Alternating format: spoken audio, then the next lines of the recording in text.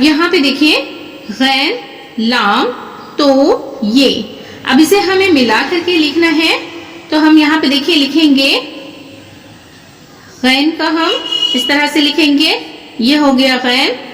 اب اسی میں ہمیں ملا کے لام لکھنا ہے، اسی میں ملا کر کے ہمیں تو لکھنا ہے. اس کو ہم نیچے کی طرف لائیں گے، اس کو چھوٹی یہ ملا دیں گے، یہ والی چھوٹی یہ اس میں ملا دیں گے. غین لام تو یہ، غین کے اوپر زبر، لام کے اوپر زبر، تو کے نیچے زیر، غلطی. غین لام تو یہ، غلطی. اب یہاں پہ دیکھیے نون قاف، یہ بڑی قاف ہے، سات الف نو، اس کو ہمیں ملا کے لکھنا ہے، تو ہم کیسے لکھیں گے؟ یہاں دیکھیے نو، اسی کے ساتھ ہم بڑی قاف لکھیں گے. اب ہمیں لکھنا ہے یہ سات، سات کا ہم آدھا لکھیں گے، سات کے ساتھ الف ملائیں گے.